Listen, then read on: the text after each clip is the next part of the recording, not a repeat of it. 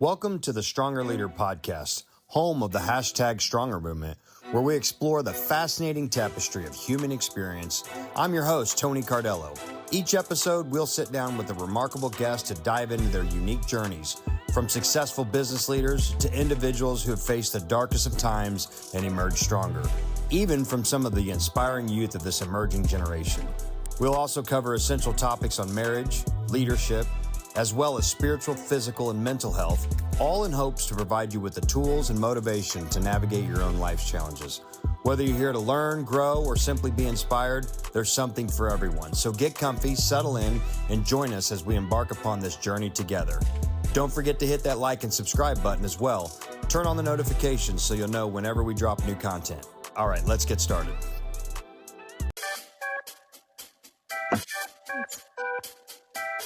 I like it. Welcome to another episode of the Stronger Leader podcast with your host, Tony Cardello. And the in-studio crowd goes wild. I'm here with my new friends, Haley and Travis, from an organization called, if I'm going to get it right, Harmony, but with the M-A-N capitalized. Yep. We're going to talk about men, masculine men, and the women's role in that piece of it. But anyway, welcome on, guys. I appreciate having you guys on the show. I've been following you guys quite a bit, even more lately since we hooked up. And, I think that what the world, what the Stronger Leader represents and everything that we talk about on here all the time is men, healthy masculinity, right? And we don't believe in the toxic masculinity. Some people think that a healthy masculinity is toxic, but it's not. Mm-hmm. And what I was really drawn to you, Haley, when I started following you initially was, I always say that our role with the Stronger Leader mission and being in men's ministry primarily, what do we do for women? What we do for women is we empower women to hold us men accountable and to give us the courage and give us the wind in our sails, so to speak, to lead the homes, right?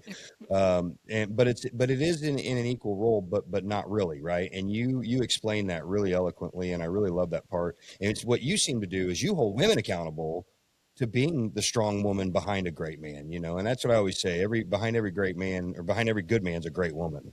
And I think that's a lot of what you're representing. And I was just really compelled. And I wanted to get to know you guys a little bit more on that front. So awesome. Well, thank you so much for having us. Yeah, man. I'm just honored to be here. I appreciate the alignment and the ability to have a little community here. Yeah, and I think, Trav, I don't know if you caught the message I put in our interaction that, like, you got a Breitling Super Avenger with a white face. You got, I was bald for a little bit with a big beard. I'm a big dude. It's like, I think we're brothers, like split at birth somewhere along the line, maybe. Yeah, yeah, for sure. We need to get our barbership quartet together. Yeah, that's right. So anyway, let's just start out with the basic stuff. Haley, we'll start with you ladies first, and just tell us a little bit about who you are, where you're from, and a little bit about what you're about. Yeah, so Haley Rochelle, I'm from Illinois originally. I left home in 2006 and joined the Air Force as a medic and kind of lived all over. Went to Iraq in 2009, got married, had a son with my then husband. Of course, didn't know Jesus, didn't have a foundation of God.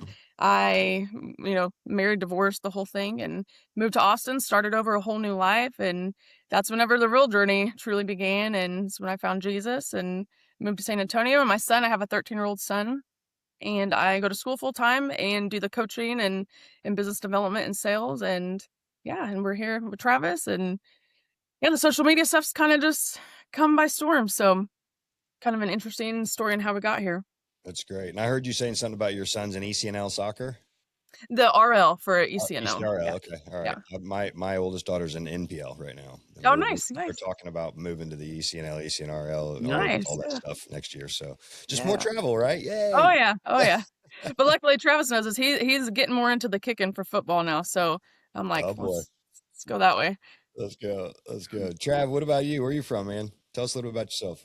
Sure. Born and raised in Texas, but I've lived all over the country, from New Mexico to California, Maryland, Northeast, Colorado, Louisiana. I mean, I moved every 2 to 3 years growing up. Texas is home. I'm back home now. I'm down in Dallas area. Life has sent me all over the place, ups and downs, across the board. Consider myself cultured and been through victories and wins in all areas and all arenas, right? So, And are you in law enforcement now, or were you? once upon a time, yeah, Okay. I was a Marine Corps. Then I was a cop for a while. That turned into SWAT and undercover work out of DC, Baltimore area, and then came back to Texas and got into sales, and then got into entrepreneurship, and then now just focusing on working with men. Got it. Got it. So tell me how you guys met. Travis, well, really, honestly, social media connected Mhm. us, and just realized there were a lot of alignment, with the views and all that, and yeah, just kind of just chatting alignment, and the whole harmony talk came about, and I had supporters that I would send Travis's way because naturally, with what I say, you get a large male following, if you will, and Hmm. a lot of people automatically think, "Oh, your DMs are probably all crazy." They're actually not. It's a lot of men who are suffering and who are hurting, going through different stages of life, and so I obviously respect Travis a lot, and I know what he's doing with the Unstuck Brotherhood, and got to know him really well, and so I would, refer men to him, and so we just decided, like, why aren't we just doing this together, and we can impact the, kingdom work, do more work for God, and help others along the way. Yeah, I love that. So how'd you guys where did Christ come into your life, Haley? How'd that happen? Oh, geez. It's kind of a long answer, but I would say so I was an atheist. I used to go to church with my aunt growing up, but I didn't know what that meant. I was just a little kid going to church, singing songs in the choir. I went through a stage about my brother passed away in 2005, and just all these different things that made me angry with God. I didn't believe God. And, looking back, I can't really say there's one specific instance that was like, "Oh my gosh, I know God Mhm. is real." But over time, like, things started happening. I don't really talk about the health stuff a whole lot on social media just because I don't wanna be known for that, and I don't want, those titles put on me, I guess, if you will. Like, I don't accept those diagnoses really, but I was diagnosed with multiple sclerosis in 2016, and I was at the ophthalmologist, and he was like, "You have a blind spot, like, you could potentially lose your vision in your left eye," and I knew I had the optic neuritis and all that with it, and I just remembered, like, kinda inconsistently just praying. I didn't know what I was praying about, but just like, "God, I don't wanna lose like, I don't wanna lose my vision," and not thinking anything of it, I go back a year later, and the blind spot is gone. Come on, let's And go. so things like that, kinda happened throughout my life a little bit, and, my journey actually kinda started more of, like, the spiritual, the new and I hate to say it, but the new age spiritual and the stoicism and all that, Hmm. and, when I was living in Austin, and I had a mom who invited me at wrestling practice to church one day, and, Genevieve, she is my person that changed the course of my life, and I've lost contact with her. I don't Her number's not the same. She doesn't do social media, so I have no way of letting her know how she's impacted my life, but she She was an invited me. angel, that's why. Yeah. She invited me, to church one day, and I remember she told me, she's like, "Oh, I'm" shook my hand, "I'm Genevieve, I'm a Christian woman," and I remember thinking like, "Oh," I probably eye rolled, like, "I don't care, like, why are you telling me this?"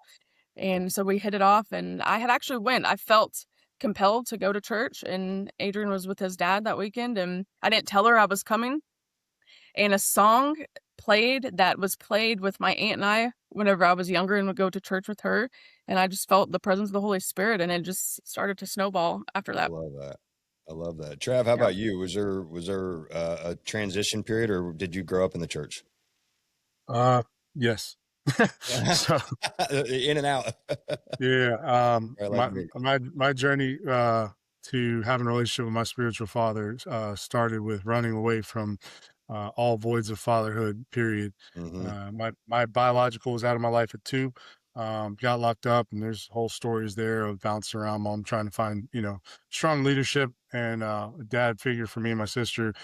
But we'll just say that started a desire to figure out what does a man look like, what is finding somebody that I can learn from and I can follow.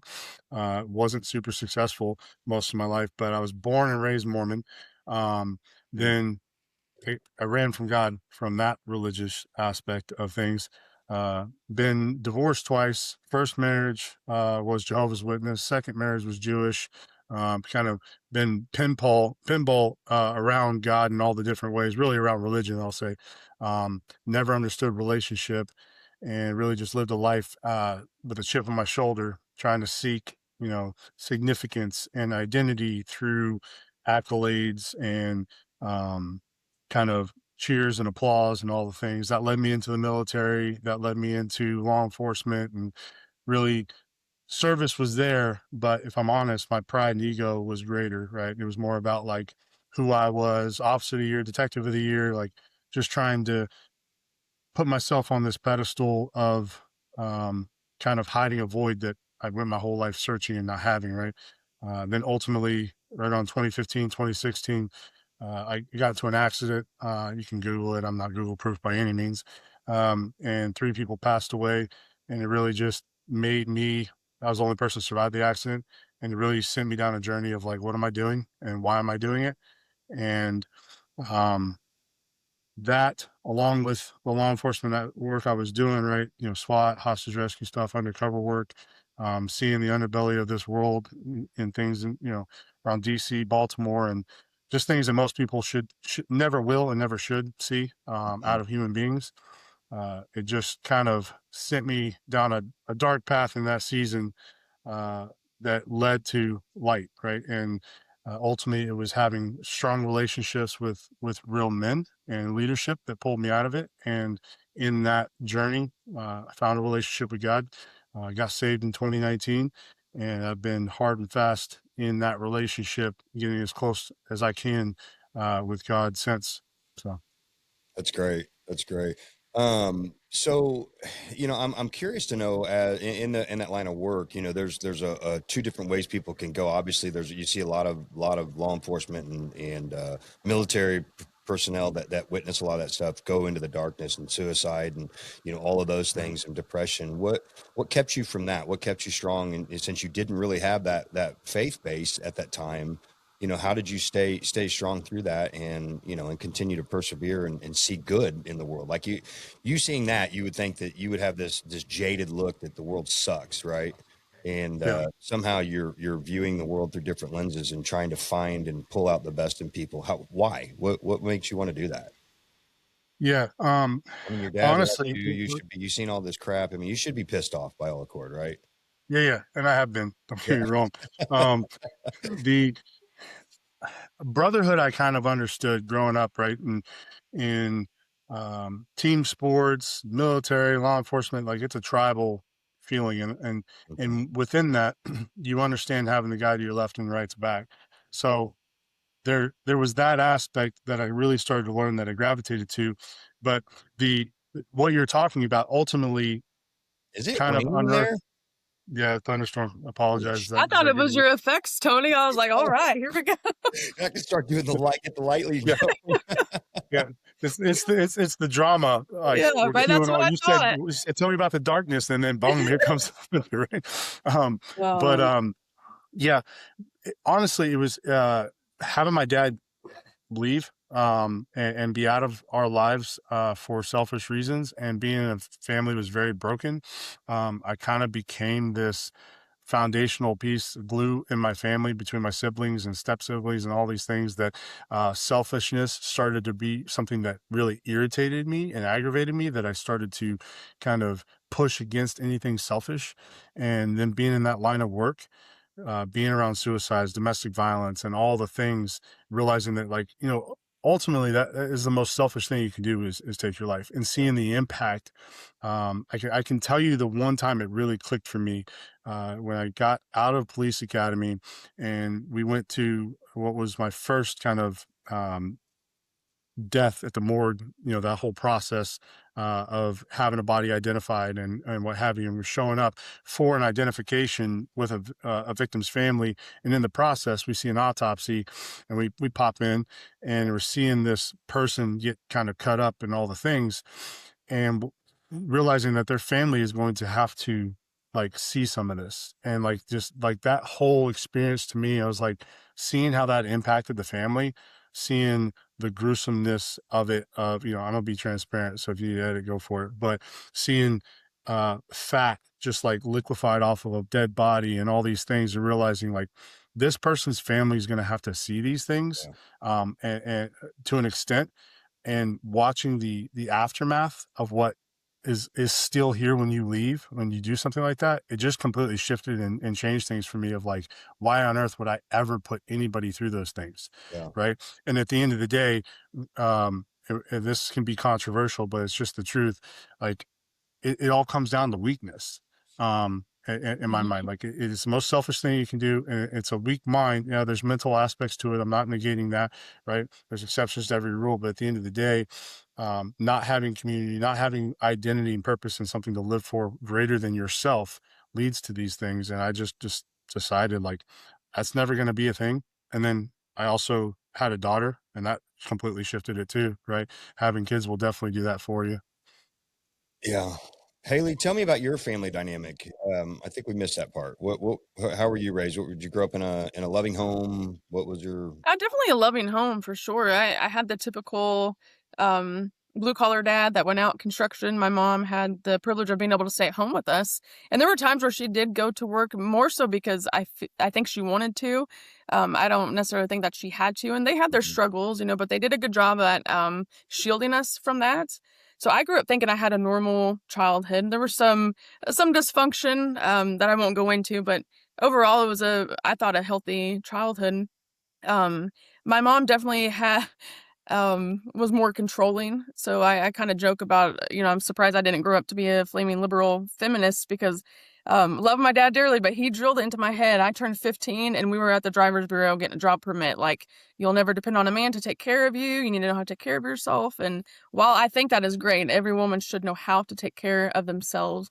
It started me down this whole journey of hyper independence.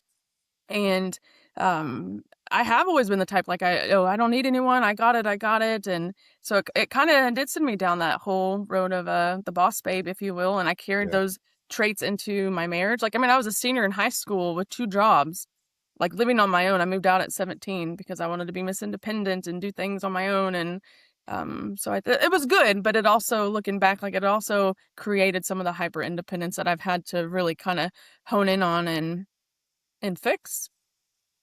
But I Yeah. have 3 brothers, 1 passed away, I have 2 that are living, 1 in Illinois and then 1 in Iowa, and my parents are all over, they do the full-time RVing, and yeah, And they're still married?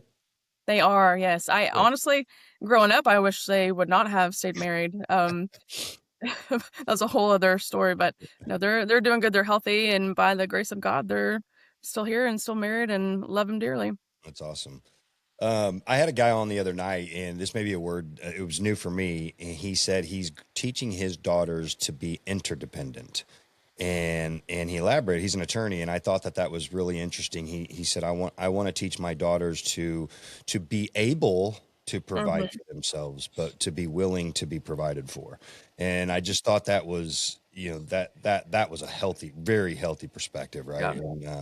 And because you don't ever want to feel like, because that's where the battered women syndrome comes in, right? Where they feel like they have to be provided for. So Mhm. it's almost like the Jordan Peterson thing with men. It's being dangerous, right? Being dangerous, not so that you can go out and inflict harm, is just be capable of it, right? And to know how I to think, use it, yeah. yeah, that's right, that's right. And I think if being capable and teaching, empowering people, right, empowering them to be capable of doing things doesn't mean just because you can doesn't mean you should, right? Mhm. And I think that's a big part of it. So I'm really curious. Both of you guys are currently single, right, or unmarried, right? Yes, yes. So I know the answer. I think I know the answer. I want to know, like, how equipped do you feel, and how do you go about giving people marriage advice that are going through rough times? Do you wanna go Either first, one of you Travis? guys. Sure. I'll go. Um, because if we're being honest, the quickest way to fix a relationship is to work on the relationship. Mhm. And um, what we're not doing, honestly, is giving marriage advice. What you'll find is we go straight to the individual, and we go introspective, and we go reflective on, what are you working on, what have you brought to the table, and where do you need to humble yourself on what you could have done better, right? Because the relationship at the end of the day is the output of both parties inputs, right? So it's the conversation of realizing the relationship not working is 100% of two people's um, contribution to it, right? So if I got a guy, for example, or a woman, it's, hey, I don't. care what you think your partner's 50, 60, 80, 40% blame is. What do you think yours is? At the end of the day, being objective, is it 20% or is it 50? Yeah, it's 30% my fault. Okay, fine. Probably debatable at the end of the day. We all know that.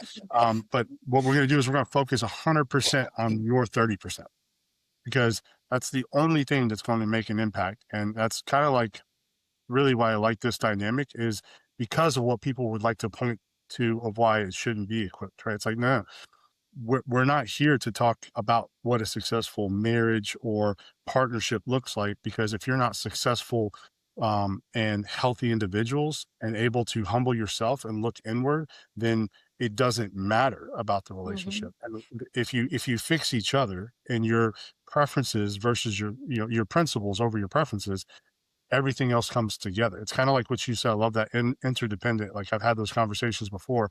The easiest way for guys, is a jarhead, black and white, to explain it is like, it's the difference between being meshed or modular in your relationship, right? Like, if you're thinking modular, it's like, here's what I bring and we'll put it together, but I can always take it away and be myself. Versus like, if I'm gonna mesh together with you and become one, there's no pulling this apart, right? So hopefully that gives a little bit of springboard. Go ahead, Yeah, Andy. Haley, I'm sure you've heard this before. Somebody DMing you, a guy DMing you, because here your healthy women's perspective, like, hey, will you talk to my wife? My wife needs to Yeah. listen to you. I'm going to send this to my wife. What, Yeah. will you tell her, blah blah blah blah blah. So, how do you handle those situations? To be honest, I mean, every case is going to be different, of course, but I also have to be careful who I respond back to and how I respond back to, because as you know, opening doors conversation, I'm here to help people and to serve the kingdom of God, and further, talk about Travis and what he's doing with the Unstuck Brotherhood and all that. And so I have to be careful about how I respond to people, but I just basically tell them like what Harmony is about, what the Unstuck Brotherhood's about. And I've also found too, like, I do kind of position it more of the Unstuck Brotherhood if it's someone that I know on a little bit of a closer level, just because I have found that sometimes people are a little bit not apprehensive, but they don't want to be as open and vulnerable with me if they know me in a certain way, if that Sure, makes sure. sense. Yeah. Um, but yeah, just kind of, it really depends on the situation. When did you figure out? I would, call it what it is, your fault in your relationship, because you talk about that a lot in some of your stuff. When did you Yeah. figure out, how'd you shoulder that? So, the easiest way to explain this. So, instead of doing my own healing, I jumped immediately into another relationship. And again, I did not know Jesus. And that also, being submissive to a man that was not deserving of me being submissive to. I will say the good thing about that is it did change my view set on mindset, of course, and then also about marriages and relationships, but it was in the wrong way, I guess. Um, and I went down that road of I was still blaming my ex-husband at the time, like, oh, he was rude, he did this, he did all these things, and not owning my side of it. Well, Mhm. and I'm saying that about the relationship because there was a mutual friend, and Travis knows about this, and there were some things that had happened to me that was bad, and I had made a post about it, like a passive aggressive post. This was some years back. And because I was hurt and I was mad, and this particular person, a mutual friend, was like, "Hey, like, message me on the side, like, you really, like, that doesn't sound like you, like, that's out of character. Like, I know you're hurt and angry, but like, you're better than that." And when he had said, like, "You're better than that," like, that doesn't sound like you. I don't know what it did to me, but it did. It like changed, and I really reflected on that, and I was embarrassed. I think it was the biggest thing. I was embarrassed that someone else had called me out on that, but it was true. I couldn't argue it. It was true. And so that really kind of the one memory that I truly had, that I really decided, okay, look, I need to dive deeper into this and take accountability for my actions. So even though I didn't like how I was being treated in that particular situation, I also continued those habits that allowed myself to be treated that way and kept putting myself back in positions, to be mistreated. So that was really the start of the whole mindset switch I'm curious, when you and guys are working. accountability. Yeah, yeah, for sure. When you guys are working with people, I take this position on this, only because it's only what I know. People are like, man, how'd you do it? I'm like, okay, well, I mean, Jesus, if you really, if you Hmm. really want to know, do you guys take an initial stance like that? Do you take more of a worldly stance initially, or how do you, without assuming, how much of Christ's involvement in, we'll call it fixing people, do you guys, make significant? You know what I mean? Do you make sure that that is a huge part? Okay, here's what I tell people. Hey, listen, I know how to help you get better the way I got better, and that is with Jesus, right? I'm not saying it's the only way. It's the only way that I know. So if you're not interested, I'm not your guy. Do you guys take a stance like that, or what do you do? How do you weave in your Christianity to these, because I know you get people that are probably atheists and people that are just hurting and having relationship problems and struggling that necessarily don't believe, and they're not coming to you for God. They're coming to you for worldly advice. So how important is it to you guys, and how do you weave it in there? I'll let Travis go on in this because I think he's really good about how we just had this conversation not too long ago. He is very good about hitting both sides, so I'll let him touch on this. Sure. Yeah, no, I appreciate that. So I always try to meet guys where they're at. I say guys, men, women, I have clients both. Um, but I mean, the apparel and shirts that I wear for a reason, right? Like I can only talk to you from a saved position because I'm a sinner, right? Like just hitting it bold and up front, Mhm. like I'm unapologetic. Here's what I believe. Not saying you have to. I'm just letting you know, because most importantly, it's not of I'm gonna give you scripture and tell you this is your solution. Now just go follow the scripture. I'm gonna tell you, hey, at the end of the day, I hold myself accountable to these biblical principles, and that is for you to know that what I'm guiding and lessons that I've learned are rooted in something greater than me, right? And these are how I filter myself objectively and accountably, and keep my principles over my preferences of what I would like to tell you in your situation, right? Because I can tell you in your situation what I'm hearing you say, what my thoughts are, but that's not much different than society at the end of the day, just projecting our own feelings and vomiting our own stuff onto people. And I let people know, like, I'm gonna be rooted in this. You don't have to believe it by any means. I just want you to know this is what you can hold me accountable to. If I tell you something that I believe is the truth, and if you start to go down this path, and I'm not telling you something objective, like you can call me out on it, right? So it's also being able to have the ability to speak to your audience, knowing where they are, right? Like Mhm. if I have somebody that is extremely in scripture or not, I'm going to speak according to that, right? Like I could have somebody talking to me about their work or their mission or what have you and say, hey, I just think at the end of the day, you need to do what's right, love people, work humbly, right? And I can talk to 10 out of 10 people with that statement, and everybody would more or less agree with that. Yeah, Not too many people would be like, yeah, no, I don't think we should, yeah, do right. what's right. I don't think we should love people, and I don't want to be humble when I work, right? No, I can say those things, and everybody's like, yeah, no, I can get with that. And then I can give them the opportunity if they care of, well, where did you get that from? What does that look like for you? Where's that come from? I can be, well, for me, that comes out of Micah 6:8, right? Yeah, Here's what that scripture says, and here's what I take from that. You take what you want from that. But that dichotomy and delta, while being able to speak on, stoicism and just like society's contrasts, and knowing a little bit about all the different religions, and being educated in that aspect from theology, allows the transparency and ability to speak to the topic no matter where the person's coming from, and not make them feel shame or guilty or like they don't know enough to have the conversation. I love that, man. And The more you talk, I feel like dude, we're like identical. I mean, seriously, you're saying what I say. It's Yeah. awesome. So, what were you gonna I say, will s Haley? I will say to that, I'm learning, and I learn a lot from Travis when it comes to that because I do, obviously speak a lot about Jesus, and that's the foundation, and that's his foundation too, but I have learned a lot from him to be better about obviously I'm going to stand firm on my principles and my beliefs and truth and that I'm not going to shy from that. But also trying to understand like the point is to bring people closer to Jesus. That's the whole goal of discipleship. So I'm trying to be better about that too. That maybe not so much when I'm initially talking with someone and maybe about coaching, like coming right in with the, Jesus, if that makes sense. So I'm Oh learning yeah. a lot from Travis too with that. It's funny because there's a couple things about me. First of all, there's two things about me I always tell. This is my little disclaimer here.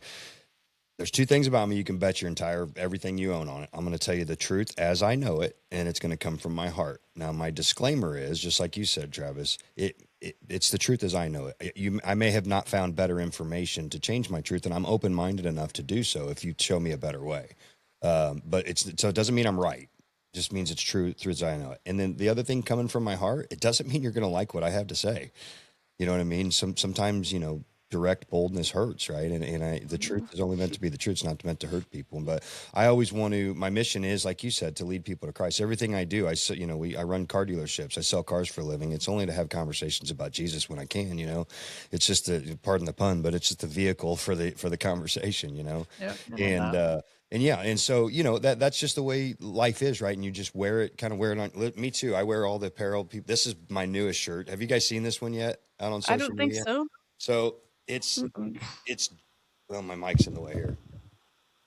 It's John 3:16, but it's every first letter of the whole scripture. For God so loved the world, gave so Oh, I have had so many. Me and my son both wear them. So we're at his wrestling tournament out of town. There's like 2,000 people at this tournament, and people are like, "What does that say? What does that say?" I'm like, "Think about it for a minute. Most popular verse." And then we get into conversation about the Bible. Like, "Oh my gosh, that's great!" good combo starter. Yeah. Yeah, it is. It started so many conversations, and I keep making my wife wash it every day. She's like, "You cannot wear that shirt every day." I'm like, "Just let me wear it for Yes, a I moment." can. Well, here, we'll make a happy wife. You send me your shirt size, I'll send you one of these. Okay, you got it. Dude, and absolutely, like the conversation starters. That's a big reason I wear this one. I've got some on my clothing line. I've got some Jesus is King. I've got some other ones, but this one really hits on what you're saying. Like meeting people. Be, I use the fact that everything I talk about and where I sit in is biblically rooted in a way that people don't expect, right? They usually are expecting the shame and guilt, and well, scripture says this, so don't do that, right? They Mhm. expect the religious, legalistic aspect of it. Where I'm gonna do like you said, like I'm an irritational speaker, not a motivational one, and you're gonna have to wear your cup around because I'm gonna go straight for the freaking shot. I love it. Um, but I'm Yeah. gonna do it because I'm speaking to what like I hear you say that I used to believe. I hear the lie that I used to tell myself. So I'm just gonna have the conversation with BC Travis, and you get to listen. And I leading from that standpoint, well, but you did this yesterday or you did that 5 years ago. I'm like, yeah, I know. Like, first off, because I'm a believer and because I have a relationship with God, I'm just going to tell you, like, you're imperfect, you're going to miss the mark, you're a sinner, and stop negotiating with it, right? Mhm. And it's not the conversation.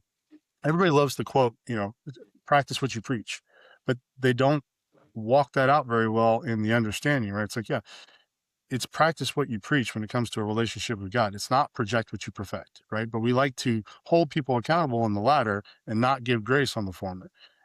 So Right. being able to hit in a bold, directive way of like, hey, you're not like broken. You're just there's nothing wrong with you. Like you just got a journey and a process to go through because you're imperfect. So just own it and let's work on getting better, right? Yeah, absolutely. I always tell people, I think the biggest benefactor of all of the stuff that I've been doing with the stronger leader is myself. Because Mhm. as I project all these, I have to edit my videos and I got to go back. And so I'm actually listening to myself on repeat, 800 times while I'm trying to get the perfect cut and everything else. And that stuff's implanting into my Mhm. brain as if I'm ministering back to myself, and I share a story. You guys will appreciate this. So, not perfect at all, right? And so my wife and my wife gets on me all the time because I still kind of cuss a lot, and I tell her, well, listen, I'm dealing with like drug dealers and gangbangers and stuff like that, and I think they can relate to me a little bit better when they hear an F-bomb come after John 3:16, So I'm trying to get better at it, but it's just, I'm, like you said, meet where they're at, right? And I'm relatable. People are like, wait a minute. You're not a normal preacher. I'm like, I'm not a preacher, dude. I'm an old hood rat. I'm just saved. So anyway, oh man, I lost my train of thought. Where was I going with that story? Oh, you Uh, sound like me. I And you're know. talking to That's me. yourself I got off on, and you're uh, drawing through your own you're on through your own talk of listening to your podcast and stuff playback and then your wife gets on you. about Oh, so yeah, successful. good. Thanks, Ralph. Squirrel, keep me on. So I she's work with men, bro. yeah. So she's texting me. She's texting me from a volleyball tournament in Texas, and she's not getting good reception. She says, hey, and my wife, great, she's awesome. She takes care of all the kids' uniforms, all the scheduling, all the the deal. She runs the house like she's supposed to, right? She does a great job. And she says, hey, can you help me get online? You got to order the kids' soccer stuff today. Today's the last day, and I can't get reception in this arena. I'm at work. I'm busy. I'm like, okay, yeah, fine, I'll do it. Anyway, so I go to log on, and the size that she tells me to get's out. So I text her back, hey, it's out. What should I do? Get a bigger size, different color, what? Like 10 minutes goes by. She doesn't text me. And then she's like, oh, hey, sorry. Yeah, try the other size. And then I go back on there. It logs me out. So I try it, and it doesn't work. And I text her again. Another 10 minutes goes by. I said, babe, I need you to watch your phone for 2 minutes and let's just get through this together I know you can only text, you can't talk. She's like, yeah, sorry, I'm watching the game. I said, I understand that. Just hold your phone for a second. So I go in there again. Something else didn't work. I text her back. She doesn't respond. I'm like, oh, I'm mad. So I text this text, and I'm like, what the fuck? And I'm texting. I'm cussing at her, right? I'm like, I'm busy. I don't have time for this shit. And I look at it, and right before I send it, I just had this strong conviction. I'm like, dude, you're out on social media talking about telling men how to treat their wives and how to take care of their women and be kind to them and covet them. And this isn't what you talk about doing. And you're going to send this to your wife, the most coveted person you have on this planet. I deleted that thing so quickly. I was so convicted. Said, babe, can you please just help me one more minute? And after that, and I was just like, I'm thankful for what I do for myself, right? It's holding myself accountable. I'm able to capture those thoughts in those moments because I am broken, man. And I have, I work out. I'm in the gym all the time, and what's in the gym? Hot girls in yoga pants, and and you're on the treadmill, and you're like, whoa, and you're like, stop, I have those thoughts, right? Every man does, and if you don't talk about it and admit that you do, then you're lying. You know what I mean? It's what you do with those thoughts afterwards, and I think I want to kind of talk to you guys about that. How do you coach with guys, and first of all, to get them to open up and be vulnerable enough to admit, like, hey, when you see a hot chick, what do you think? Oh, I don't think anything. I think I'm married. You're a liar, right? Yeah. So how do you bring that out, and then how do you consult with that? I'm gonna let Travis take the. I'm coming back to you, Haley, on some girl. Oh no, you're fine. I want Travis to get this one. First off, it's always addressing the pride and the ego, right? And a guy like you or myself, we don't have to go into a long dissertation about why they're not telling the truth. We can just look at them and be like, bro, really? Yeah. Right? Right. That's also something that's significantly missing in society, right? Because everybody wants to let everybody feel comfortable about their own truth, not the truth, right? So it's hitting people right square between the eyes of like, okay, bro, let's talk about this. Like you do, and that's okay. That's natural. The question is, where's that coming from? Right? Let's identify, where is it coming from? Is it coming from lust that you have? Is it coming from a distraction and dopamine hit and a lack of significance, a lack of value? Like what? There's all these different things that it could be, and or is it just discipline? Like, is it because you see it and you're like, all right, I'm just going to pretend to ignore it because I know I'm not supposed to, but I'm not going to identify why I shouldn't be looking. I'm not going to identify what's causing me to want to look there, right? So then that just starts to compound and snowball into problematic things down the road. But it's just first and foremost, I'll just hit guys between the eyes and be like, all right, you do it. Let's agree to it. This is all a thing that just is normal. Now, what's not okay is to ignore it. What's not okay is to not identify and understand why you, John, do it, because why John does it is different than what Sam does. It was different than what Jeff does. Like everybody has their own response. Everybody has their own reason tied to what they're looking at, how long they're choosing to look at, or why they're choosing to turn away. The guy that turns away because of shame and guilt is different than the guy that turns away out of discipline and honoring his relationship, right? So really walking through the differentiators of the process and of identifying like why you're doing it and why you shouldn't, right? Good. Because guys will just shame and guilt themselves right away. That's what we're used to. Yeah, that's good. That's And good. these women know what they're doing. Oh yeah. They know what they're doing. Well, they're looking for the same attention that the guy is trying to give. You know what I mean? It's that, yeah. But to me, that's insecurity on their end that they have to get that validation and seek that attention. Like what I guess the biggest problem for me is, and it's not that because I've put some posts up before, and I think women think that I'm telling them they have to dress in a potato sack like at the gym. Yeah, You I could wear seen a that in a tank. couple of your You posts could the other day. I wear was a laughing. tank top and shorts and still be like not Classy, yeah. be, you know, Yeah, yeah. yeah, you can still. I'm not saying you have to be in a sweatshirt and hoodie and all the things, but it's just, and then they'll do the angles and then film on their booty hole and it's all over the internet, but don't look at me at all, Yeah. you know. And so that's my, and then what I have the huge problem with is now we're raised in a society of girls who we're telling them that this is the way that you feel empowered by being half naked at the gym, getting all this male attention and, you know, the likes and validation on social media and all that. So that's what I don't like seeing, these young girls growing up thinking that that's the way to feel empowered. Yeah, one of Well, the the most irony in it, what's that?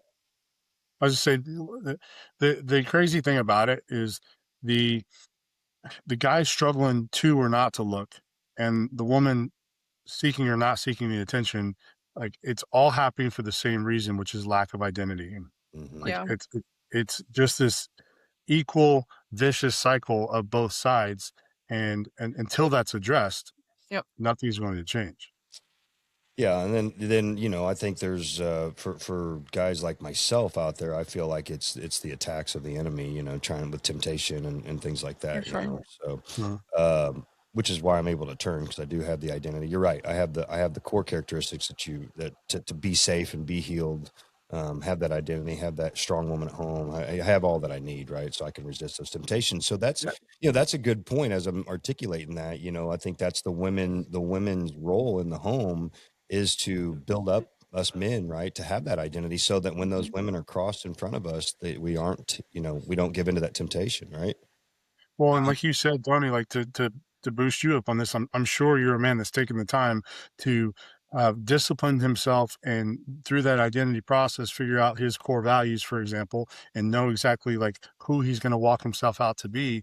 And your wife knows that, so she can Mhm. champion you in the moments that you are actually walking those out, and you know exactly who you are, right? So in those moments you choose values over vibes, right? But we're in a society that's like, hey, if you've never learned values and principles, like you're going to just choose vibes and preferences all day long. And we're all going to encourage it because if we don't, then that means we've got to identify that in ourselves, right? Mhm. But Oh no, because you have set those out and you've take us decided you're going back. to walk those out daily, and you have a wife that gets to see you doing that, your biggest mirror in your life, then that just further empowers and encourages and cements that for you. That when those moments come up, you're like, I don't do this. Like I see you, Satan, but like I don't, enjoy this because I'm a man of integrity or I'm a man of these values, right? But most guys don't go there in the first place. We're not taught to. Oh, yeah, I don't know what's going on. I know the devil likes to get involved in these things a little bit, Oh yeah, especially when we for start getting sure. on some good topics. Oh yeah. Crap, is it going okay? Can you hear me? Yep. Mhm. Yeah, we're good. Yeah, I caught most of that. So, I think the way this records, it'll catch itself up anyway. So, oh no, did it again. What's going on here? Satan's like, stop this, stop this. Oh, There we go. I don't know what the heck is going. All right, we good? Yes, good. sir. We're live. All right, nothing like a little distraction. Okay. So I was getting ready to drift into Haley. I was going to ask you some things about okay. So women. Okay, whenever Y'all need to stop. No, stop. Don't do that. yeah, I know it. I know it. So okay, Haley, women. Yeah. So how do you help women number one feel empowered at the same time? So this is it's like a oxymoron almost. How do you teach them to be empowered and to submit? Well, definitely the empowerment is the accountability, looking in the mirror and taking ownership on your actions. The submission is a natural thing we all have inside of us if we're being led properly.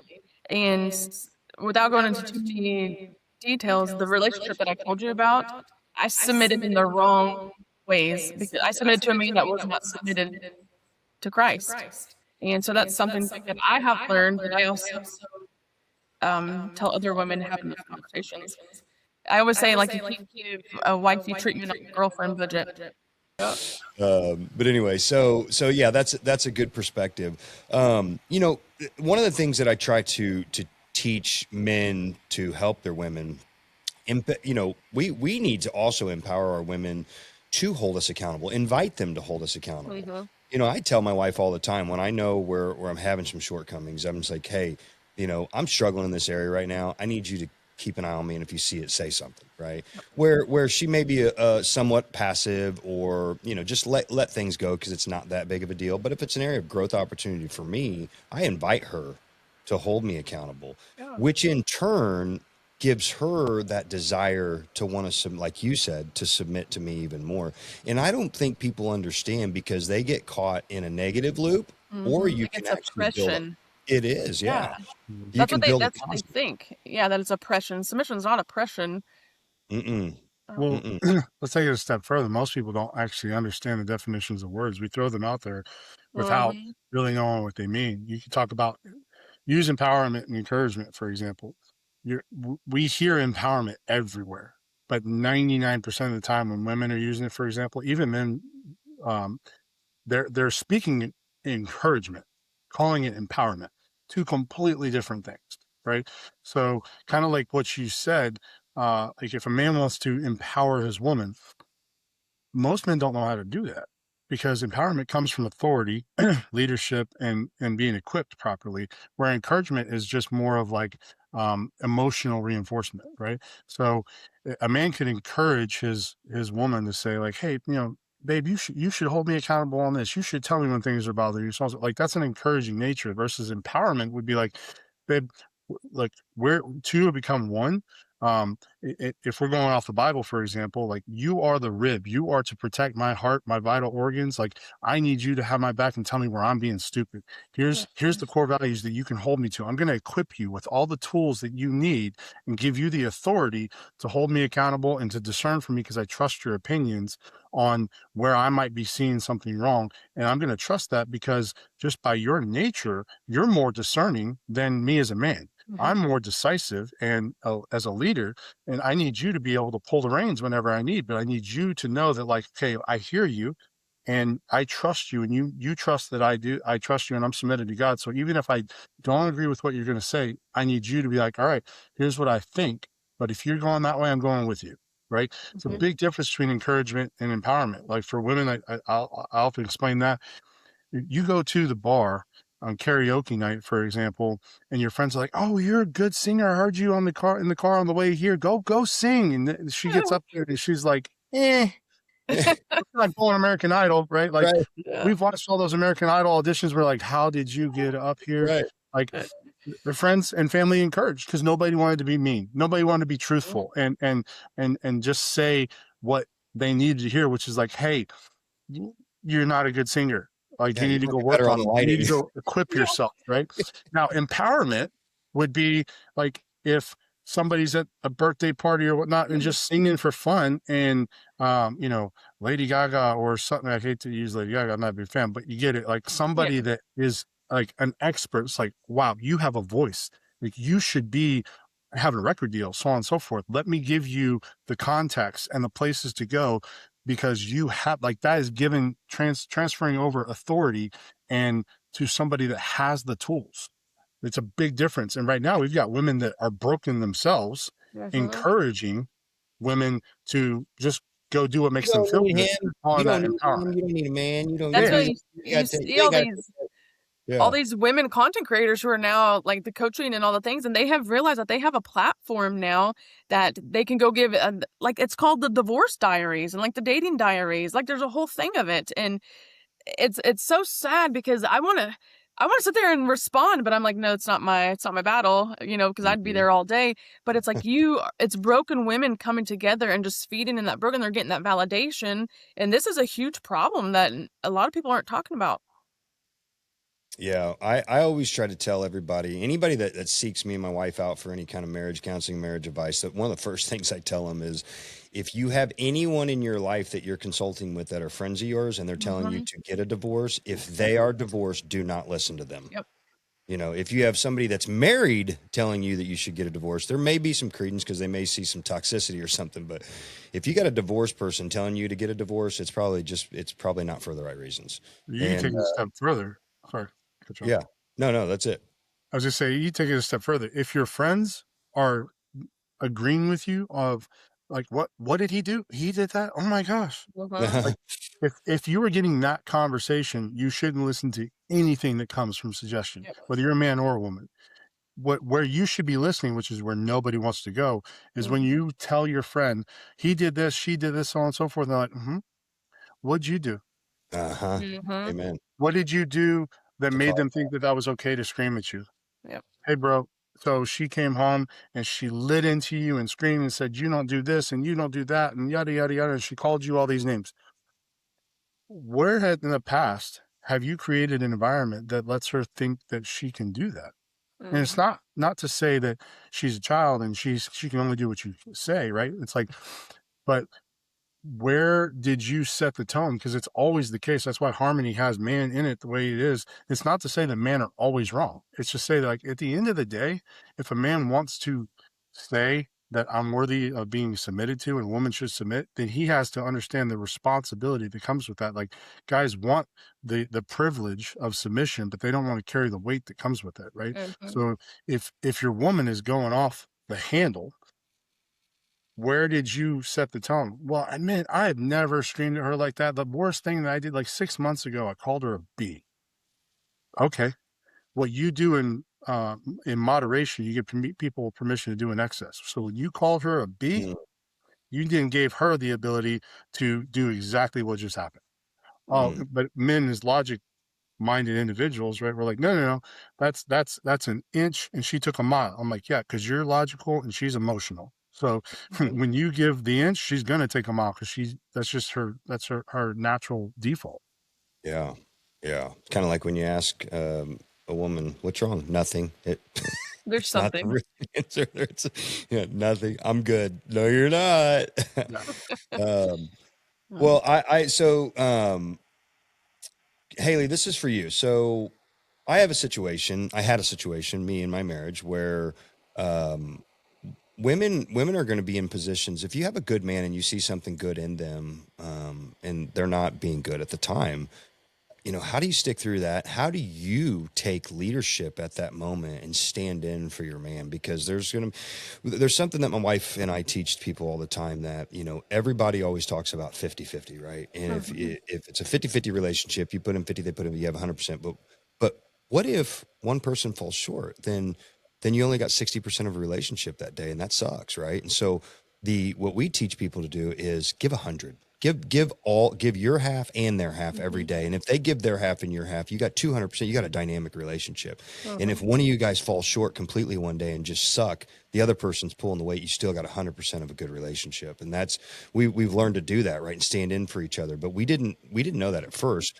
By the grace of God, and I had a strong woman that was able to stand in for me when I sucked for many years.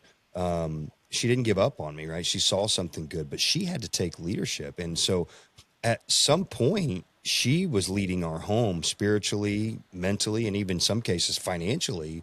And I had to, she just led by example, I guess, and it empowered me to, like, hey, I got to stop doing this. I have to take back leadership of this home. Yep. Right. But that's where relationships are lost. Most women aren't equipped to take lead like that. So what do you tell a woman that is in that situation? Is like, he's a deadbeat, he's on drugs, I just caught him cheating on me, and that's it. He says he wants to get better, but I don't believe it. Well, some of it too boils down, and a lot of women forget about this. When you're in a covenant, and I hope I Mhm. explain this right. When you're in a covenant, like, you as a woman are still submitted to Christ. You don't get to change the rules on submission and all that just because your husband's not obeying and doing what he's doing at the moment. I mean, that part's biblical. For women, when it comes to like specific scenarios too, like, you never correct them, and you see a lot of like women trying to correct their husband or not having their back in public. Like you correct and you talk about it in private. So there's definitely different ways of going about that, and I could applaud your wife for that. And it boils down you're in a covenant with her, so that's what she should do to carry you whenever you're not at your strongest point.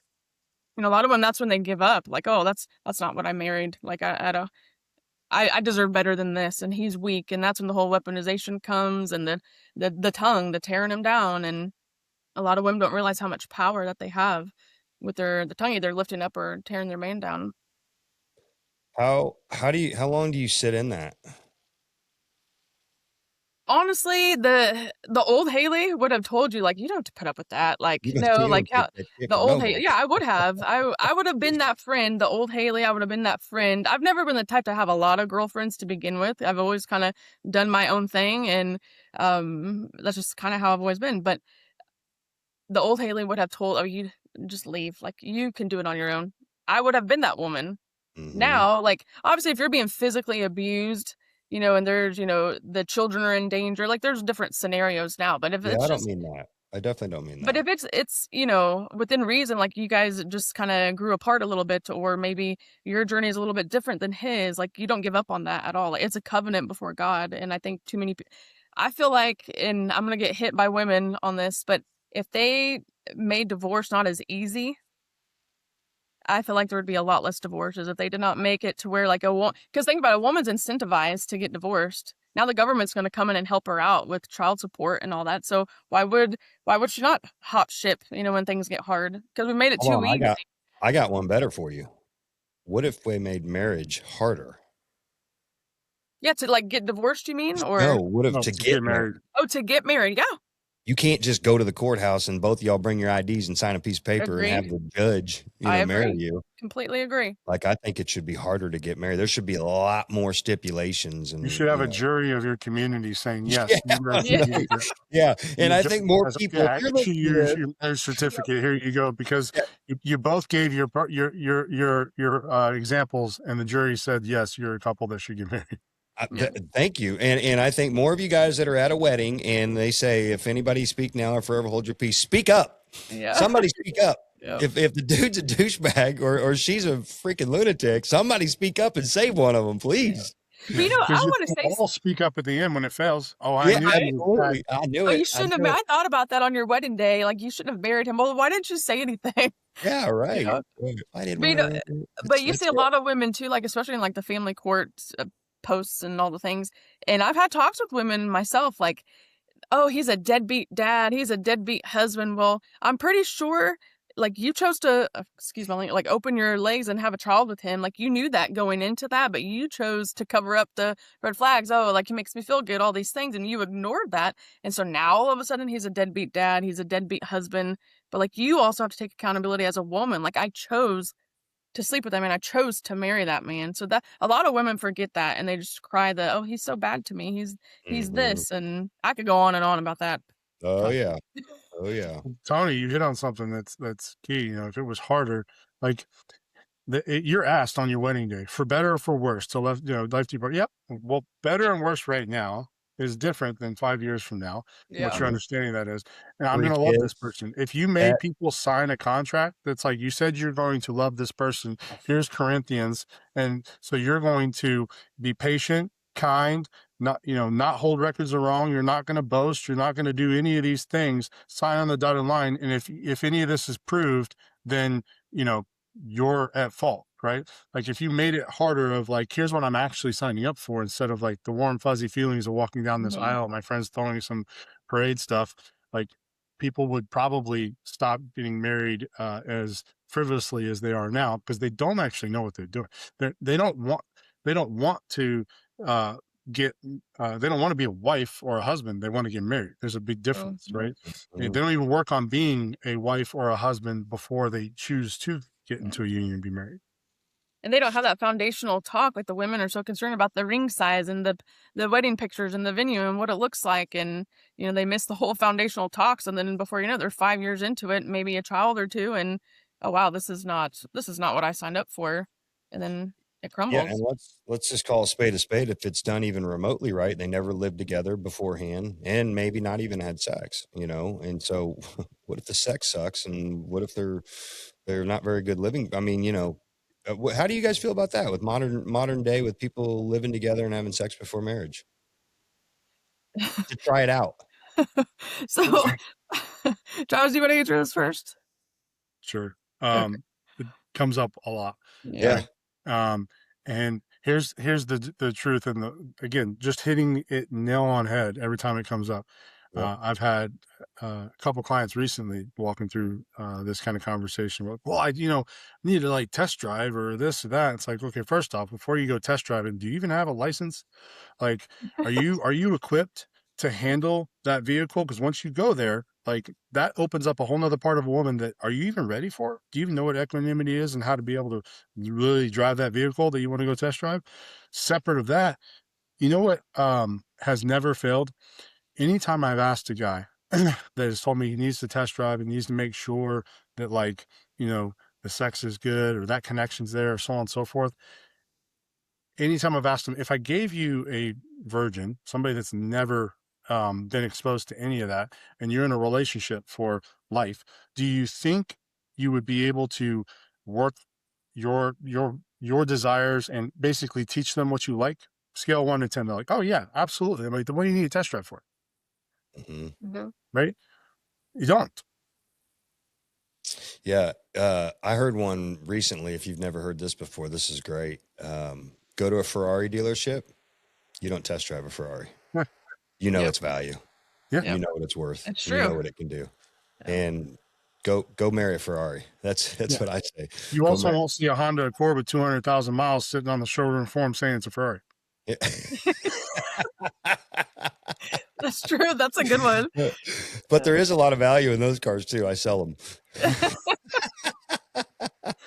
But you Yeah. you do sell them at a different conversation of value to the buyer if it was 0 miles and it's been on blocks and maintained in showroom condition over the decade that the other car was got 250,000 miles on it.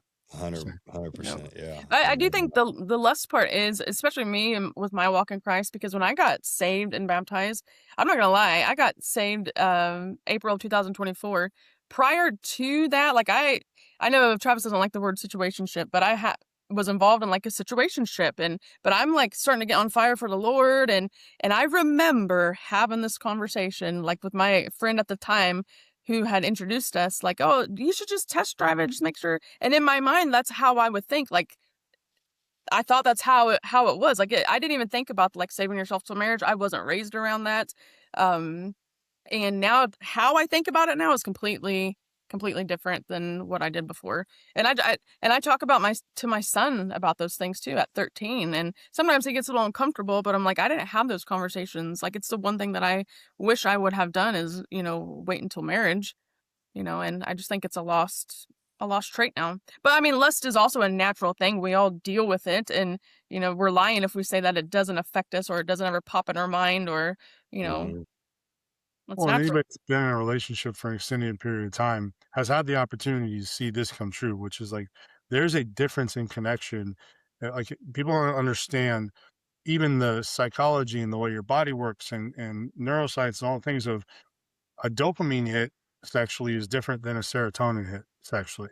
The impulse decision to sleep together, what comes out of that connection is different than the connection over time, seeing your partner serve you and you serve your partner and you guys show up and build yourselves up to be better.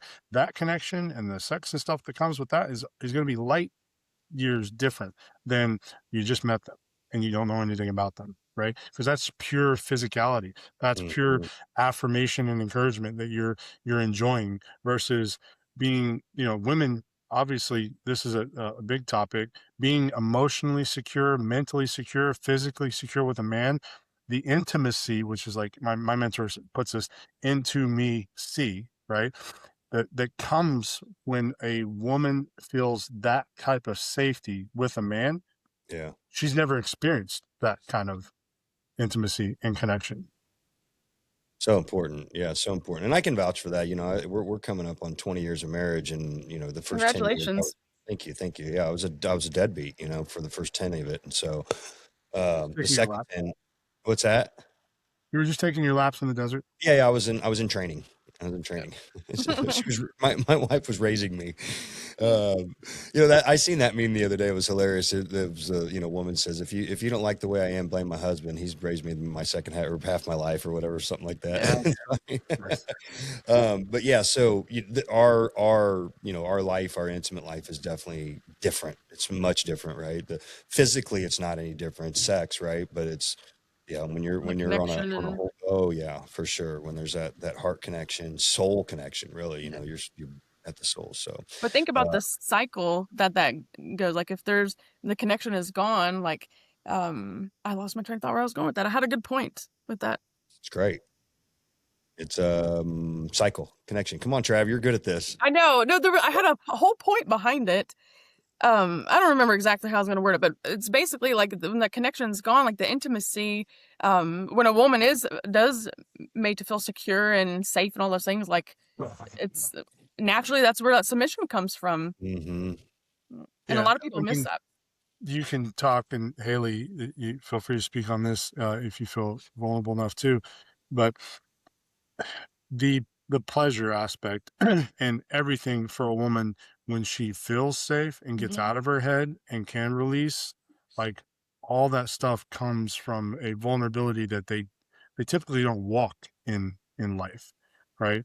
And that that becomes a pivot in the relationship on both sides to experience something that honestly most women, if they ever get the luxury to get there by choosing a man on principles and being true in their identity and their principles, to even communicate what safety looks like, because most men, for example, you say, well, I don't feel safe, they think, but I haven't hit you, I've never laid a hand on you, what are you talking about, Yep. right? But they don't know how to communicate the difference between physical safety, emotional safety, mental safety, spiritual, all these things, right? But if a woman can get to that point, she doesn't even recognize herself in Hmm. those moments. Yeah, that's great.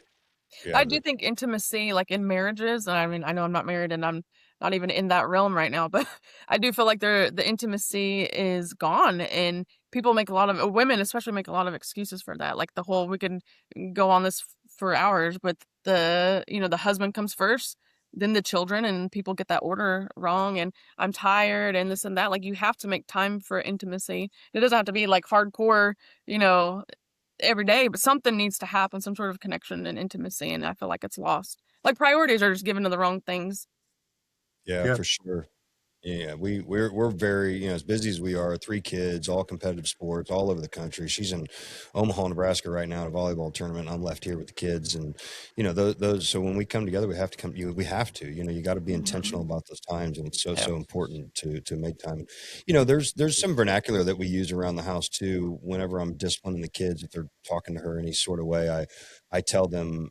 You know, most people say, "Hey, don't speak to your mother that way." I tell my kids, "Don't speak to my wife My that way." wife's that way. Yeah. And that's, you know, just and people are like, what's the difference? It's a big It's difference. a big difference. They understand the order of the way that it is in our home. It's she, you know, Jesus is first, and then she's right up tucked Yep. under his wing second, you know. And that's and that is the order, right? And there is no doubt about it. The kids know that. Yeah, it's been cool. And fortunately for me, I've got a woman that's been rooted in Christ ever since she was a little girl, and she was a virgin when we got to. I'm the only person she's ever been with. So talk about polarizing opposites. We are like total opposite in all that regard. But so she helps me. It's almost like sometimes she'll be like, "Hey, make sure you tell the girls this, or make sure you tell the girls that," or you know, I mean, she because she knows it's important that Mhm. whatever that message of love that she could easily just say it right and take the credit, Right. like oh my, but she knows that it's more important that it comes out of my mouth. And Yeah. Mhm. so she'll tell me, don't forget to do this, don't forget to do that. Hey, it's the girls, whatever, right? Just the smallest Yeah. little things that she knows that are important to girls, and she wants the girls to hear it from their father. And I listen, I'm a good guy, and I have no problem saying that it's not like it's pulling teeth to get me to do those things because I'm just a dumb guy too, though. I don't think about it all the time, right? She helps me keep that stuff front of mind, and Right. so loads my lips with things to say, and I say it right, and but I mean it, right? Right. Whenever the girls need little things. And so I think that's the union. So I got a question for you guys. Probably at this stage in your life, like you're next, if you're going to get married or whatever, you're going to be probably pretty picky, right? And because you guys have a pretty good idea of what you're looking for in a woman or a man, and how that's going to go about. And so, what's that search look like? Because I know, I'm speaking. I have we have a cousin that's she's in her 50s. She's drop dead gorgeous, and I'm talking like hypercritical of guys, right? She's like a serial dater. Um, Mhm. but because she was in a relationship where she was physically abused, mentally abused, like almost killed, like all this stuff, right? And so, so she's hypercritical about making sure to not get in. That could be dangerous too, right? Because then you're ultra guarded and you're not allowing room for anything, right? So Yep. so talk about that. So how do you guys, how do you find and look for a suitable partner, and what it is, what are you willing to accept and not accept, and where's the grace? You know what I mean? That's a Mhm. tough area, right? Yeah. I'll let you Yeah. go, Travis. Um, so first and foremost, today's society is all about chasing, it seems. So like for me, it's being able to recognize the difference of a woman that knows what she wants, knows who she is, knows whose she is, Mm, that she's choosing me based off of that, right? Like if I'm doing what I need to do to attract the woman that I desire, it means I have to be a certain caliber of a man to attract that in the first place, right? And if I want a godly woman, somebody that is open to being submissive and all these things that we really desire, then I have to be rooted in my relationship with God so that she can even trust the fact that she doesn't have to trust me. She's got to trust God in and through me, and how he is going to father her through me, right? And Mhm. that doesn't get understood enough. Um, and a woman that, like you said, is so skeptic, she doesn't trust herself, much less does she trust God, right? Or anything greater than herself. So if you know who you are and you raise the standard of yourself, you're going to attract the right person. And then it really comes down to holding yourself accountable to being able to be who you need to be in that relationship. So the ability to identify where somebody is in their own identity is really where I feel like it comes down to. If whether it's man or woman, if it's, hey, here's all the things I hate about my ex. Here's where everything he did wrong. Like, cool, you haven't even learned forgiveness. You haven't even learned reflection. You haven't grown in any of that. This is going to be pointless. right. Um, versus, you know, I don't really like to talk about this, but here's the lessons I learned. Right. Here's what I could have done different. We do hear often that like we did the best with what we had. Well, yeah, Mhm. that's true, right? But can you expand on that? Are you using it as a bumper sticker, or can you expand on the fact of like, we did the best of what we had because I focused on me and I didn't know that I needed to encourage and lift my man up, and that he Mhm. needed respect, and he didn't realize that I needed love and I needed, the ability to just speak and not have things solved, right? So, uh, those are some of the things that I truly look for, and also the ability to be a true partner, right? So, I mean, at this day and age where I'm at, I'm 39. Odds are I'm going to find a single mom. It's just if we look at the statistics of things, I have no problem talking to a single mom, and most men don't have a problem looking at a relationship with a single mom. However, if I talk to a single mom and it's like, here's my kids, right?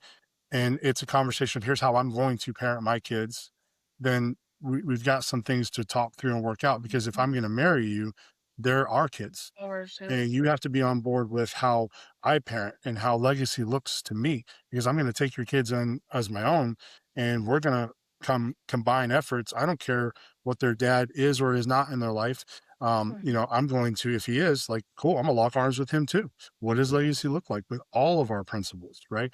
But those conversations don't get had typically, and then it turns into your kids are annoying my kids, or we're spending too much on your kids sports and not my kids. Like, if I'm dating somebody, I don't even say my daughter.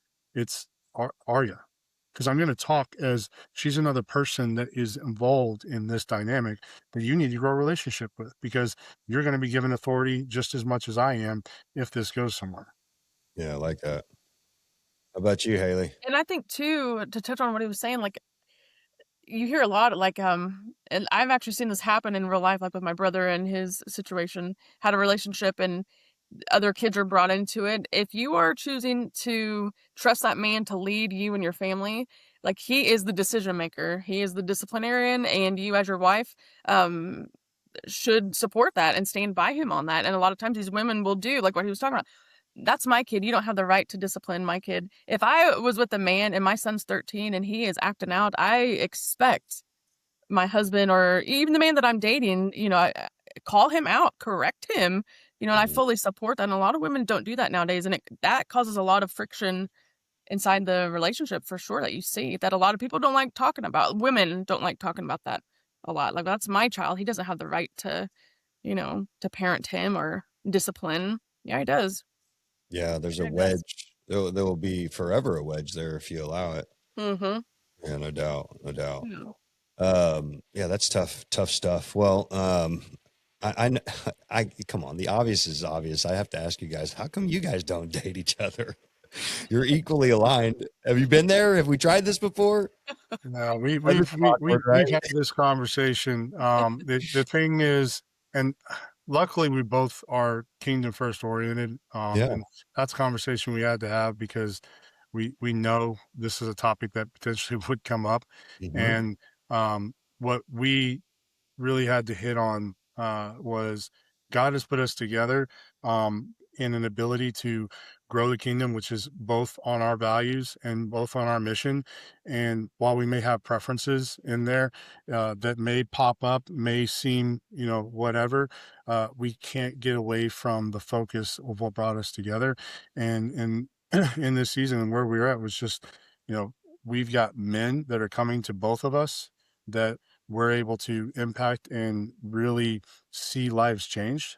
And that is doing things for the kingdom, which is the number one thing for us that we're both focused on, that we just not allowing things to distract away from that.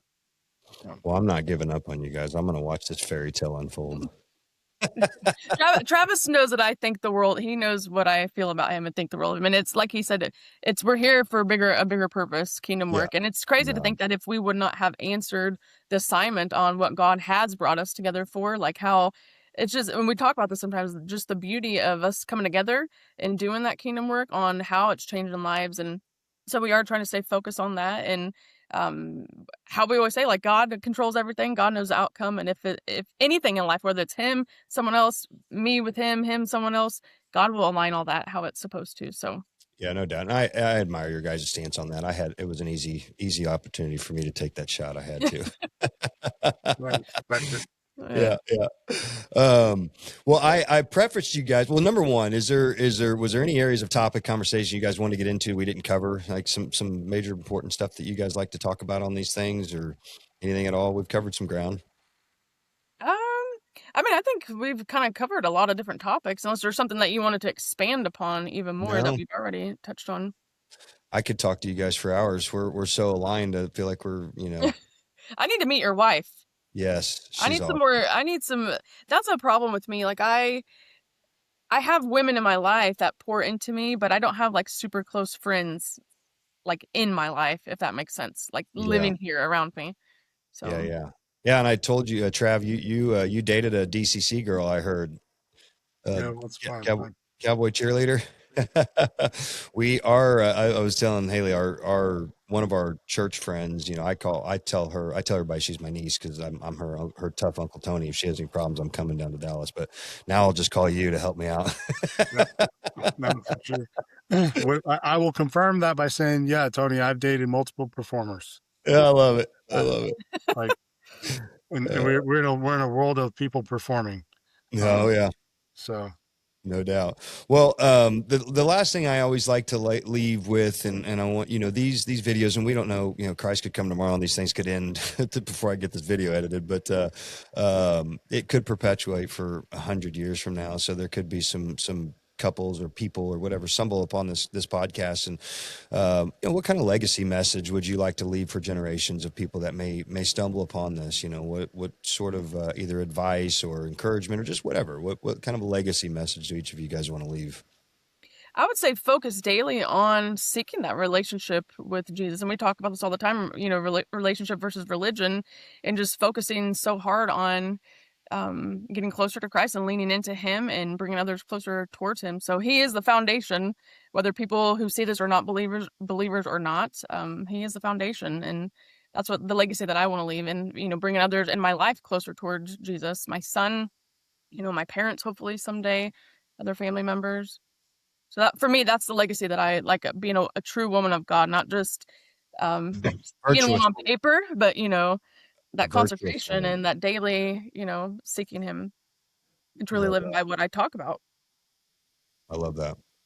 I really want to leave legacy in the aspect of, we have a purpose on the time that we're here, and I have a daughter. She's 9, so there's a lot of things I try to do with her to get to understand that, like, we are who we are. Like, the Aylas are people of principle over preference, and we dig into a rooted structure and foundation that teaches us things like women can be strong, not independent. There's a big difference, right? Mhm. And for men, I've taken such a big focus on really just trying to focus on being an architect of warriors, the aspect of, if we don't fix the leadership and masculinity issue in this country, it's just going to continue to spiral down to the point that families don't grow, and, and legacies don't exist because we're not even having kids and what have you, right? And the biggest thing for men, to really understand, is that, like,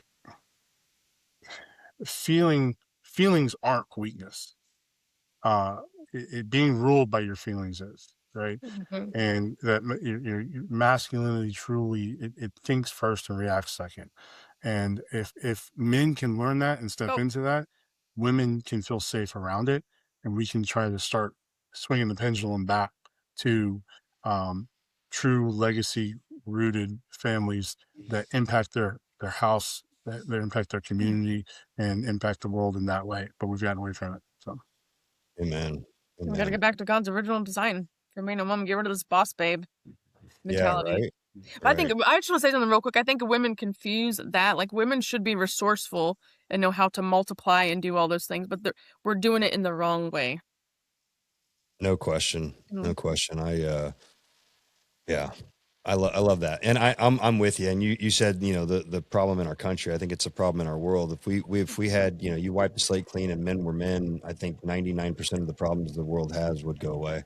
yeah, Yeah. when you point out something earlier, Tony, with Jordan Peterson quote, right? Like, the ability to be, it's better to be a warrior in a garden than a garden in a war, in war, right? Yeah. Gardener in war. Yeah. And for men to understand that the ability of having a sword and knowing how to keep it sheathed, and for women, like, I have this conversation with my all the time. For women, the ability to tear down a man, but knowing how to lift him up instead. If we Mhm. could take those two understandings of men and women, this world would flip overnight. Yeah. Yeah. No question. No question. Yeah, it's an incredible dynamic, and when you can get it right, I can, by God's grace, man. And like I said, I'm still learning, but I'm living it. In my home, I'm a man. I'm a man's man. I'm a biblical man. I wasn't always this way. I've retrained myself biblically to do it, and my wife is the virtuous woman that they speak about in the Bible, and I thank God every day for her. And we talk about sometimes men that make mistakes, like, well, you said it earlier, Travis, about how what was your part to play in it? A guy's like, man, I don't. She still brings up the past. I'm like, well, buddy, because you haven't done anything to get her past it. Like, Mhm. it's your fault. Like, number one, you were the one that created the past, so deal with it, and it's your job. If she's still bringing it up, then you haven't helped her heal from it. And I think that if we as men take that level of accountability, there was a book written called Extreme Ownership. You read that one? Yeah. Good, And, good book. and you look at that like in everything, man. If you just take extreme ownership in all aspects as a man, you can fix mostly anything. You really can. And doesn't look fixing like the way we think fix, like taking control. It's sometimes just being humble and taking the high road and saying it's all my fault. Yeah. Tony, you're a good embodiment of this. So I just want to put it out there. And like you say, take the high road. A mentor of mine says, go low, be Yeah. humble, be willing to get on your knees and apologize to your wife instead of just saying, Yeah. I'm sorry, right? And tell her what that looks like to be different. But what you embody, it sounds like, and I haven't had as much time with you as I hope to get to. But like scripture says, you will know them by their fruit, right? And what we have to understand is we all bear fruit, some sour, some bitter, some sweet. Right. And men have to be able to get to that point of realizing like, okay, this fruit that I've got is bitter, but I planted the seed, I chose the soil, I Mhm. nurtured it or not, and I can fix this. But I can't start yelling or looking at the plant expecting it to change. I have to now choose the right soil, plant the right seed, and allow that process to then bear the fruit. And understanding that the fruit is not for us, it's for our family, it's for our community, it's for other people, right? Like a pear tree doesn't eat pears. So understanding like if you're expecting different from your wife, for example, you need to identify the fruit that she's eating is very bitter and she's not enjoying it. And you're Mm. going to have to choose the right soil, plant the seed, and take the time for it to bear fruit so that she can eat and be like, well, this is different. This fruit's different. This is sweet. This I don't recognize this guy.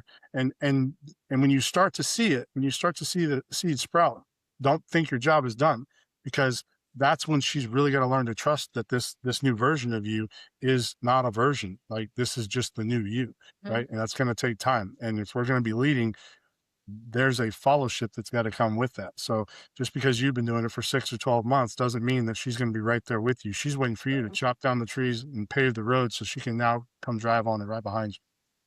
Yeah, my the psychologist we were working with, it was like an addiction marriage counselor all at once. It was at the hospital. She's a nurse, so she was running the pediatric intensive care unit, and so we would go down every Thursday morning at 7 a.m. right before her shift, and a night nurse would cover for her for an hour so we can meet with this doctor.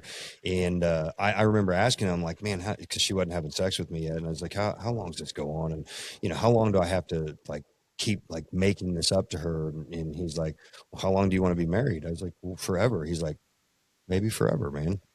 He's like, you did this. Yep. It's your fault. So you're going to have to undo it. So I don't know. It shouldn't take forever, but if you want to be married to her, you're going to have to do it for as long as it takes to be married to her. And that's when that day is when I made the commitment. I'm like, whatever. That's where I literally laid my life down for her, just like whatever it's going to take, and very, very seldomly now, it's 10 years later from my sobriety, and very seldomly I'm a relational flirty type of guy anyway, right? And so I'm on social media now, and so she'll see me interacting in an inbox or in a DM with the influencer, somebody that I'm either trying to get for the med spas or trying to get for the podcast or whatever, and she'll be like, hey, being a little friendly, like, got it. Right. Okay, Men only have to be told once, but you got to be reminded yeah, often. got it. And you know what my reaction is? It's not, God, when are you going to get over this? It's, Yeah. sorry I ever put you in that position. So Sorry. my pastor says this really good. Um, in that moment, it's just thanks for correcting me and making me better. Absolutely. Right. 100%. And that's an empowerment piece. That's authority right there of like, whoa, Yeah. you'll take correction and I'm making you better. Right. Yeah. Like, and that's a humbling thing to say. Yeah, for sure. For sure. Which lifts me up. Yeah. And good Uh, on you you, too for putting that work in. yeah, oh man, it was a lot of work. We did a lot of work for sure. Yeah. I always say, Travis, you'll appreciate this. You've heard all these sayings, whatever, but Yeah. I'm a man's man. I'm, saved, not soft. Right. Yeah. I always tell people I'm sensitive, not soft. I'll cry while I'm choking the shit out of you. And then, I'm half hood, half holy. Pray with me, don't play with me. Yeah. Yeah. You've heard all those, right? Yep. So that's, a man, a godly man isn't a wuss. Like that. Remember, Jesus flipped over tables in the He's a gangster. synagogue and ran them out. Like he was a Yep. bro. Yep. So No, anyway, and you pointed to something that's just so hard for people to understand, but also so simple when they get it. You know, the realization you had to have of like it took time to get here. It's going to take time, and I don't get Mhm. to control the time. Right? It's his time. It's her process. Like I got to let that play out. And people like men. we don't understand that a lot of times in marriage. One, because we've started to idolize the relationship and we've started to find our identity in that instead of something higher. And we're like, well, if she's not valuing me, then I don't know who I am anymore, right?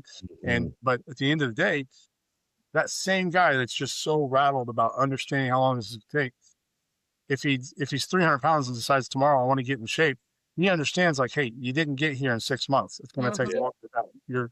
You got fat over these amount of years. Yep, it's going to take time. I get it, but we don't have the same understanding of you're also emotionally fat, spiritually fat. Mhm. You're going to have to get fit and emotionally, physically, financially, all these different ways, and they don't happen overnight. We get it from like go to the gym aspect, but we Mhm. don't understand of lifting the weights and the accountability and responsibility in our own household. Yep. I love that. I love that. And that also too, I get a lot of women, or not, I'm sorry, not a lot of women, men will comment under my things like, why are you even making these videos? It falls on deaf ears. Like, it needs to be on the women's algorithm. And that's the whole point. Like, I'm trying to get it on the women's algorithm. But again, that's what I always tell them. Like, we didn't get here overnight as a society. So it's not going to be overnight, women, getting out of this whole mindset, that we're in the whole feminist movement stuff. So just trying to do our part. I'm going to take an opportunity to probably ruffle some feathers here on your following, Haley. Oh, It please does do. fall Please on do. deaf ears because a lot of times it falls on the ears of men that don't want to hear that they are the problem, or they don't want Yes. to hear Oh, that they yeah. actually have to do some work. Yep. It falls on deaf ears because they're like, yes, go tell her this, go tell her Yep. that. But it falls on deaf ears of like, what have I done to allow her to have this opinion? What have I done to push her to listen to her friends or her parents or her family Yep. or TikTok therapy, right? Like Yep. that there's a lot of men out there that they want the fruit, but they don't want to sacrifice. They don't want to look in the mirror, right? And until they fix that, like nothing's going to change. And I would Amen. completely agree to that because and you've seen it, Travis, too, in the comment section, you'll see men like, oh yeah, what she said. Mm, Go tell my wife that. And mm. no, and not every man in that comment section, I can guarantee you some man we're submitting to. Like, let's be honest. They Right. want the submissive woman, everything that comes with that. But like what Travis just said, they don't want to put the work in and actually become that man we're submitting to. Instead of Yep. telling her to go tell your wife that, go show your wife that. Yep. Amen. Yep. Amen. Yeah, this is great. Well, man, I hope that we can keep this connection going. This is not a one-time transaction for me. I would love to build a relationship with you guys and a friendship, and Yeah. maybe we can all converge on a city one time and do something, hang out or whatever. But Yeah, for sure. um, I appreciate you guys so much and what you're doing, and I pray a special blessing over your ministry and the things that you guys are trying to do, and I hope that more ears are open to it and eyes to see it. Right, so That's keep doing it, keep fighting the good fight, and I'll pray for a hedge of protection over you guys because I know that enemy is out there, trying to ruin podcasts, and oh yeah. trying to do everything to get in our way, but we Yeah. just keep blasting through. So keep your Yeah. keep your armor laced up tight. Be always on the lookout for the enemy. But I thank you guys a ton. And if you guys need anything from me, if I can do anything to support your ministry in any way, shape, or form, speak, whatever. I don't charge for this stuff. That's not my point here. I make a good living selling cars. I So appreciate you, Tony, and Yeah. want to honor you. And in doing so, that means we need to honor your beautiful bride for being Yeah. the foundation that allows you to be the man that you are. So, Yeah. um, want to give that credit where that credit's due. yeah, amen. Amen. All right, Definitely. I'm going to hit my ejection seat. So hang tight here. I'll do my little outro, my music. Sounds good. Well, that's another successful episode of the Stronger Leader podcast. Travis and Haley, thank you so much. I appreciate you guys on just a whole nother level. And may God bless you guys and continue to shine your light in the world and do the things that you do. And if you guys like this episode, hit that like and subscribe button, and don't forget to hit that bell so you get the notifications when all the new stuff drops. And as always, be good, be blessed, be stronger. Peace.